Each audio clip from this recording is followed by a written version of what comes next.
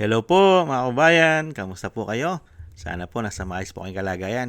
Si Kamanong po inyong katambay dito po sa Tambayan Makabayan at tayo po yung magsama-sama magkomentuhan. Magumpisa na po tayo. Komentuhan po natin. Ito pong pahayag ni Doc Richard Mata, isa pong health reform advocate. Ito po ang kanyang pahayag, mga kababayan. Basahin po natin at pinag-uusapan na po ito sa social media. Ito po mga kababayan, ayon po kay Doc Richard Mata, oras magsimula na si Marcoleta sa Blue Ribbon, malalaman na natin gaano kadami ang pinagtakpan ni Lacson.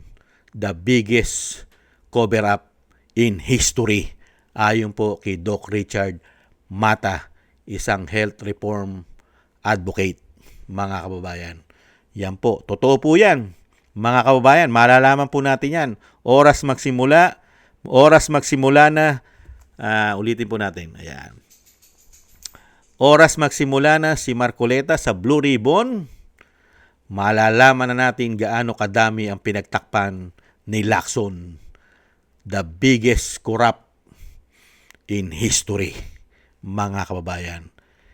Gaano karami? Dahil po napakarami po niyang pinoprotektahan. Hindi kaya? Napakarami niyang ayaw ipatawag, ayaw imbestigahan. Hindi po ba? Kaya maglalabasan po lahat yan. Kaya tama po yung sinasabi ni Doc Richard Mate.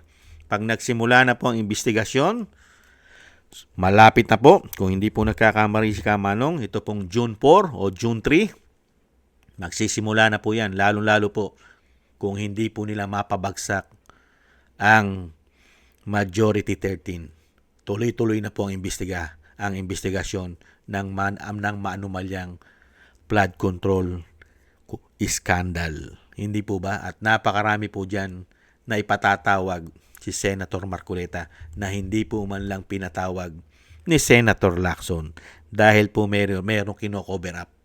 Meron pong pinoproteksyonan. Hindi kaya, Senator Lacson? Kaya lalabas po lahat yan. At hindi lang po si Doc Mata, hindi lang po si Doc Richard Mata ang nakasubaybay dyan. Tayong lahat po ay susubaybayan po natin ang gagawing investigasyon at makikita po natin yung sinasabi ni Doc Richard Mata na pinagtatakpan na hindi man lang po inimbestigahan ni Lacson nung siya po ang chairman ng Blue Ribbon. Kaya malalaman po natin lahat kung gaano karami ang kanya pong pinagtakpan. Hindi po ba? Dahil unang-una, ayaw na ayaw dali ni Lacson ang issue ng korupsyon doon mismo sa ulo. Doon mismo sa ulo ay ayaw na ayaw niyang tumbukin. Hindi kaya, lalong-lalo doon sa Malacanang at yung dating speaker, hirap na hirap tumbukin doon at pilit dinadala sa mga senador na kalaban nila sa politika ngayon. Hindi po ba? Kaya nga gustong-gusto po natin na mabago at mapalitan siya. At buti naman po, nanindigan po ang 13 senator, mga kababayan. At tayo po ay nagpapasalamat kay Senator Bato de la Rosa.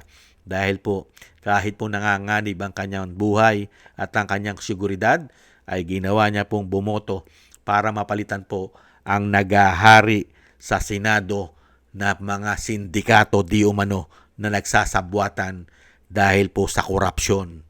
Hindi po ba? Yan po mga kababayan, ang ihintayin natin at aabangan ang sinasabi po ni Doc Richard Mata na sa oras magsimula ang hearing ng Blue Ribbon Committee ay malalaman na po natin kung gaano kadami ang pinagtatakpan ni Senator Lacson. Dahil una-una, pati po sarili niya at pati po si Wambol, yung tinatawag na Wambol, ay pinagtatakpan din yata. Sila-sila'y nagtatakip. Sana lumabas po yan sa lalong mabilis, lalong-lalo po pag nahandyan na po sa Senado ang ating pong mga bayani na 18 soldiers o 18 Marines. At siyempre po, ang via Zoom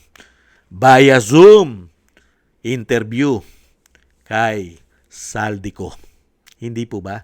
Technology by Zoom para makapagsalita po siya at mabunyag niya na ang katotohanan kung sino-sino po nakinabang sa daan-daang bilyon na pera ng taong bayan na pinaghati-hatian nila.